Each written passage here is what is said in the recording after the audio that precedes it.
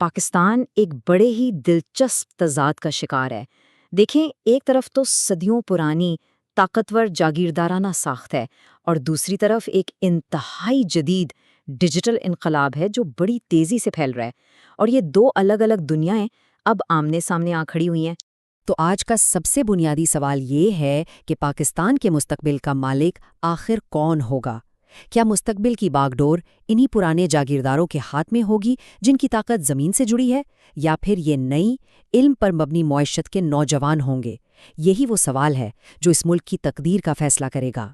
تو آئیے کہانی کے پہلے حصے سے شروع کرتے ہیں اور ذرا گہرائی میں جا کر دیکھتے ہیں کہ وہ کون سا سماجی اور معاشی نظام ہے جس نے تاریخی طور پر پاکستان کی دولت اور طاقت کی باغ ڈور اپنے ہاتھ میں رکھی ہے۔ جب ہم پاکستانی جاگیرداری کی بات کرتے ہیں تو ذہن میں کوئی قرون وسطیٰ کی تصویر مت لائیے گا۔ اس کا مطلب ہے کہ زمین کی ملکیت صرف چند خاندانوں کے پاس ہے اور سیاست پر بھی ان کا گہرا اثر و رسوخ ہے۔ یہ خاندان مقامی سطح پر تقریباً ہر چیز کو اپنے کنٹرول میں رکھتے ہیں۔ اب ذرا یہ آنکڑا دیکھیں، یہ آپ کو حیران کر دے گا۔ صرف 5% زرعی خاندانوں کے پاس پاکستان کی تقریباً 2/3 یعنی کہ 66% زرعی زمین ہے۔ سوچیں ذرا کتنی زیادہ دولت ہے جو صرف چند ہاتھوں میں ہے۔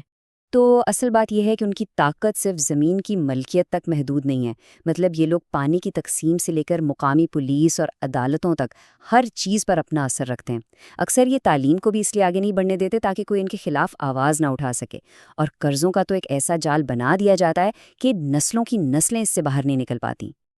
اچھا، اب دیکھتے ہیں کہ جب طاقت اس طرح چند ہاتھوں میں ہو تو اس کا اثر ملک کی معاشی پالیسیوں پر کیسا پڑتا ہے، جس کی وجہ سے کئی دہائیوں تک ملک میں ایک عدم استحکام کی کیفیت رہی۔ یہ ٹائم لائن نہ پاکستان کی معاشی پالیسیوں کے اتار چڑھاؤں کی ایک عجیب کہانی سناتی ہے۔ 70 کی دہائی میں بھٹو نے قومیانی کی پالیسی اپنائی تو اس کے رد عمل میں 80 کی دہائی میں ضیاء الحق نے سب کچھ لبرلائز کر دیا۔ پھر 90 کی دہائی میں نواز شریف نے جارحانہ نجکاری کی کوشش کی، لیکن وہ بھی جلد ہی پلٹ دی گئی۔ مطلب ملک کو کبھی ایک مستحکم معاشی راستہ مل ہی نہیں پایا۔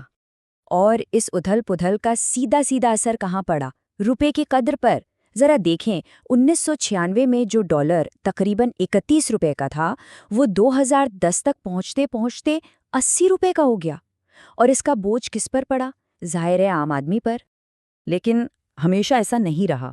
اس نظام کے خلاف ایک بہت ہی دلچسپ قسم کی مزاحمت نے بھی جنم لیا، جو نچلی سطح سے شروع ہوئی اور اس نے پورے نظام کو چیلنج کر دیا۔ یہ بات واقعی بہت دلچسپ ہے۔ جب ایک کسان نے کارل مارکس کی تصویر دیکھی نا، تو اس نے اسے کوئی صوفی پیر سمجھ لیا اور کہا کیا کہ یہ تو سب سے بڑے پیر ہیں، کیونکہ انہوں نے لوگوں کے مسائل کی اصل جڑ کو پکڑا۔ اور بس یہیں سے صوفیزم اور مارکسزم کے ایک عجیب و غریب ملاپ کی کہانی شروع ہوتی ہے۔ تو ایک تھیورسٹ تھے صبغت اللہ مزاری، انہوں نے ان دو نظریات کو جو بظاہر بالکل مختلف لگتے ہیں جوڑ کر دکھایا۔ انہوں نے بتایا کہ دیکھیں، دونوں کا مقصد ایک ہی ہے، سچائی کو، حقیقت کو سامنے لانا۔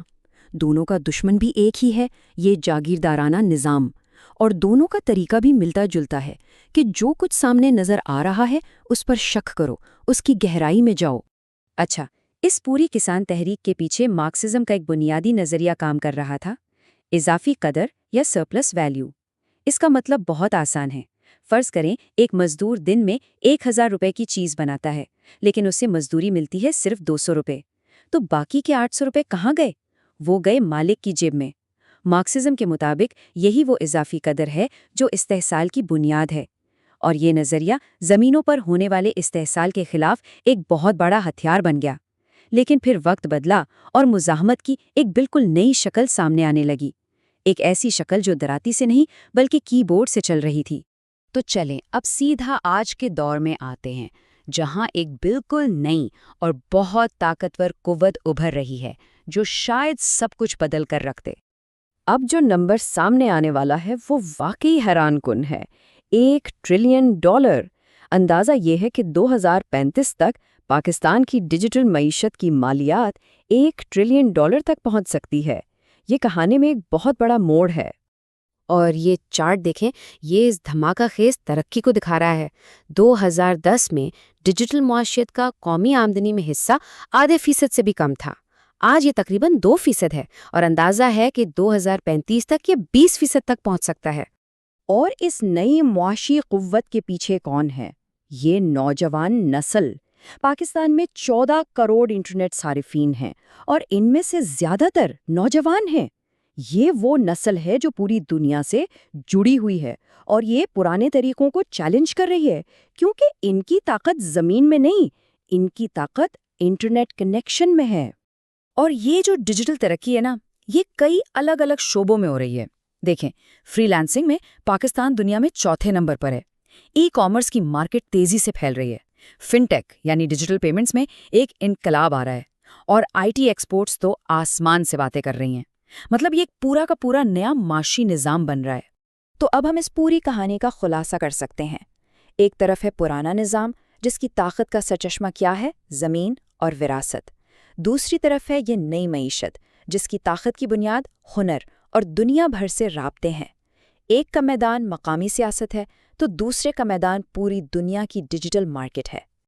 اور یہی بات ہمیں اپنے آخری اور سب سے اہم سوال پر لے آتی ہے، کیا یہ نیا ڈیجیٹل کوڈ زمین کے پرانے قوانین کو بدل پائے گا، یا پھر پرانے طاقتور حلقے دولت کے اس نئے بہاؤ کو بھی اپنے قابو میں کرنے کا کوئی نہ کوئی راستہ نکال ہی لیں گے؟